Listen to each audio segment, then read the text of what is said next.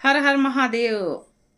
जय श्री राम गाइस। तो आ गए हैं फिर से नया वीडियो नए उपाय लेकर। और आज का उपाय जो है वो पैसों से संबंधित है, पैसों के लिए है। क्योंकि मैंने देखा है इस टाइम पे मेरे पास जितने केस आते हैं, जितने लोग आते हैं, तो दो ही परेशानियों की जड़ मिलती है। एक तो पति पत्नी का डिवोर्स हो रहा होता है, झगड़े हो रहे होते हैं, या तो फिर धन से संबंधित परेशानी होती है। तो धन दुनिया में सबसे बड़ी बीमारी है, धन का ना होना। अगर नहीं है तो मेंटली फिजिकली हर तरफ से आप टूट जाते हो। तो मैं जो भी उपाय इस समय ला रही हूँ वनस्पति के, तो ज़्यादातर मतलब धन को लेके ही ला रही हूँ, क्योंकि सारी समस्या की जड़ धन है और बहुत सारे लोग धन को ही लेके परेशान हैं। किसी की शादी नहीं हो पा रही है, किसी की पढ़ाई कंप्लीट नहीं हो पा रही है, कोई बच्चा फीस नहीं भर पा रहा है, तो कहीं कुछ हो रहा है। मैंने देखा है, बाप रे, इतने केसों में यही देख रही हूँ कि मतलब आपके पास लाख योग्यता है पर पैसे नहीं है तो सब कुछ खत्म है। पैसे नहीं है तो आप आगे नहीं बढ़ पाओगे, पैसे हैं तो ही आप अपने जीवन में कुछ कर पा रहे हो। तो इसलिए पैसे कमाना और पैसे को बचाना और पैसे की ज़्यादा आवक होना बहुत ज़रूरी है। तो आज के जो उपाय लाई हूँ ये भी पैसों से ही संबंधित हैं। कैसे, किस नक्षत्र में कौन से वनस्पति का ऐसा प्रयोग करें कि लक्ष्मी आपके घर में अचल हो जाए, जाए ही ना। स्थिर लक्ष्मी, स्थिर लक्ष्मी मतलब आपके घर में ऐसी लक्ष्मी जो जाए ना।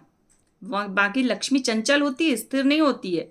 कभी किसी के यहाँ लक्ष्मी टिकती नहीं है, आती है तो 10 बहाने लेके लक्ष्मी आती है कि मुझे यहाँ से जाना है, मुझे यहाँ से जाना है, मुझे यहाँ से जाना है। बट आप कुछ ऐसे उपाय कर सकते हैं जिन उपायों के द्वारा स्थिर लक्ष्मी की प्राप्ति होती है। स्थिर लक्ष्मी मतलब आपके यहाँ हमेशा के लिए लक्ष्मी का वास होना। तो आज के जो उपाय लेके आई हूँ कुछ मैं, वो फिर से लक्ष्मी जी को ही लेके है।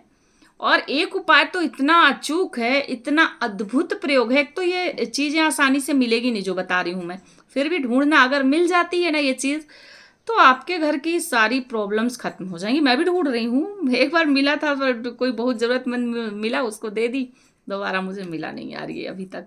और मैं इसको ढूंढ रही हूँ कि कहीं मिल जाएगा।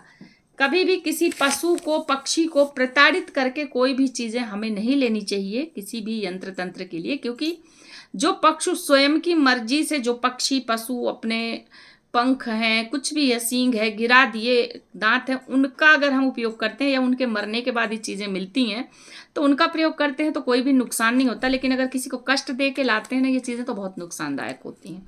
हमें प्रॉफिट की जगह नुकसान मिलना शुरू होता है।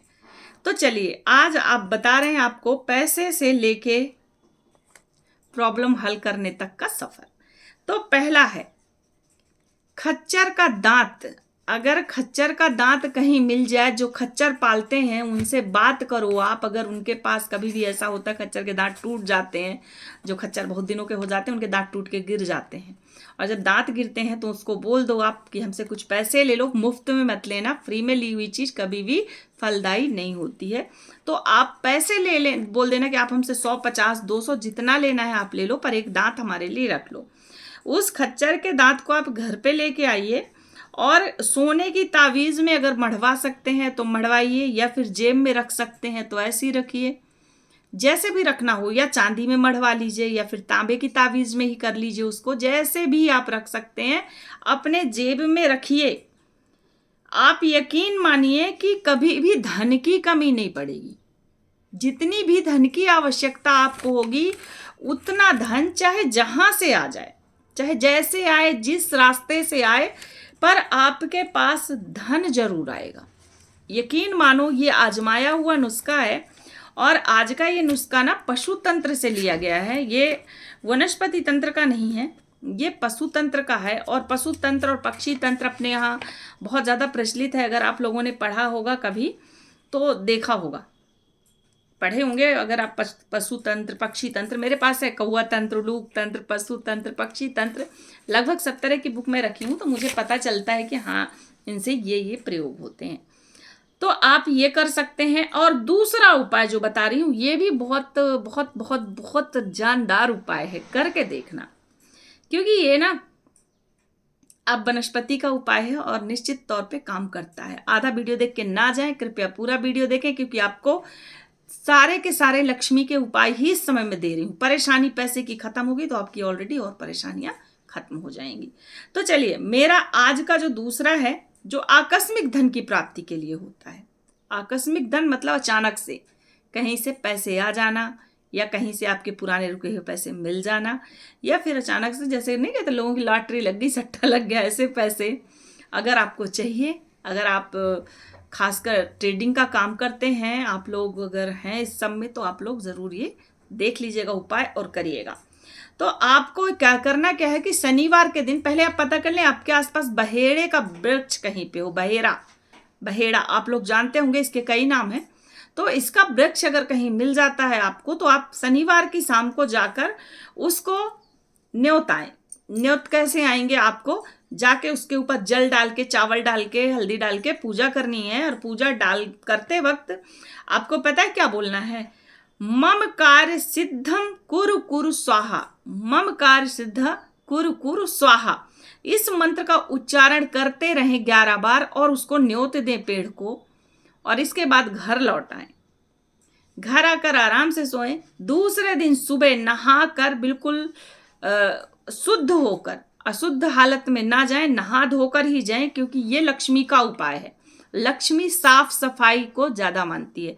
जिनके घर में साफ सफाई रहती है, स्वच्छता रहती है, उनके घर में लक्ष्मी का वास होता है। मलिनता में लक्ष्मी नहीं टिकती। अगर आपके घर के आसपास का माहौल मलिन है, आपके घर में सामान ऐसी सब है, मलिनता भरी हुई है, तो लक्ष्मी नहीं टिकेगी। तो इसलिए ये उपाय को करते वक्त साफ स्वच्छ शुद्ध होकर ही जाना है। अब जाकर के वहां से एक पत्ता एकदम कहीं से खंडित ना हो, बहेरे का वो पत्ता खंडित नहीं होना चाहिए, और उस पत्ते को तोड़ कर ले आइए घर में। और फिर उस पत्ते को लाकर अपने पूजा वाले घर में रख के उसकी पूजा कर लीजिए। पूजा कार्य करते वक्त भी यही मंत्र आपको जाप करते रहना है। मम कार्य सिद्ध कुरु कुरु स्वाहा, मम कार्य सिद्धम कुरु कुरु स्वाहा, मम कार्य सिद्धम कुरु कुरु स्वाहा। 11 बार फिर से इस मंत्र का जाप करें। फिर उसको अपने जहाँ आप पैसे रखते हैं बटुए में रख लें, आपकी तिजोरी में रख दें, या फिर ताबीज़ में डाल के पहन लें, या गले में ताबीज़ लटकाएं, हाथ में बांधें, जैसे भी रखना है रखें। धन की आवक, धन की प्राप्ति आपके घर में होनी तय है, निश्चित है गाइस। तो ये उपाय जो हैं ये लक्ष्मी के हैं, और लक्ष्मी प्राप्ति के उपाय मेरे पास बहुत सारे हैं, मैं बताती हूँ। कल भी मैंने डाला था एक प्रयोग, कल भी बताया था।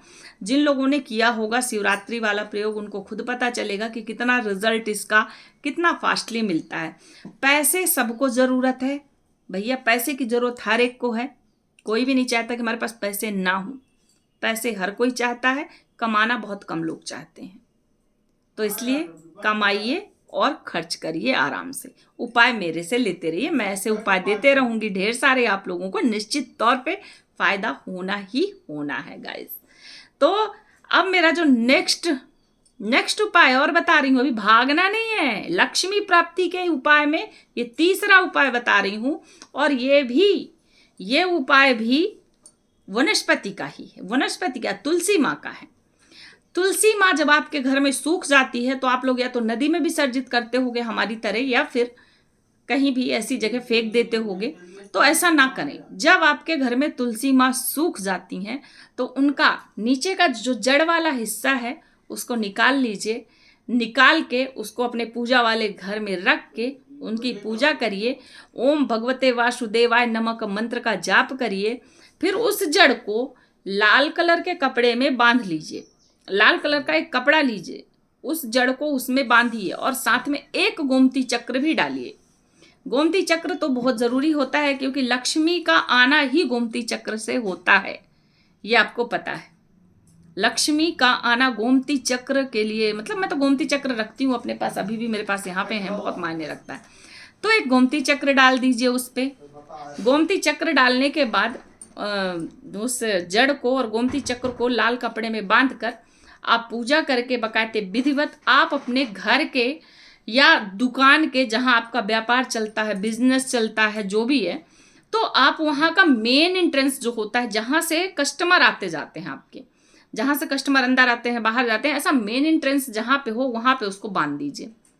आप उसको जैसे ही बांधेंगे, जैसे ही टांगेंगे, उसके बाद आप देखिएगा कि आपके यहाँ 1 हफ्ते के अंदर की जो बिक्री थी पिछली और अगली दोनों का मिलान करेंगे ना, तो आपको उसमें फर्क पता चल जाएगा। सिर्फ 1 हफ्ते का उपाय है ये, एक हफ्ते में आपको इफेक्ट नजर आएगा। ये कोई मंत्र क्रिया नहीं है कि मंत्र क्रिया बहुत लेट काम करती है, 41 दिन, 31 दिन, 11 दिन।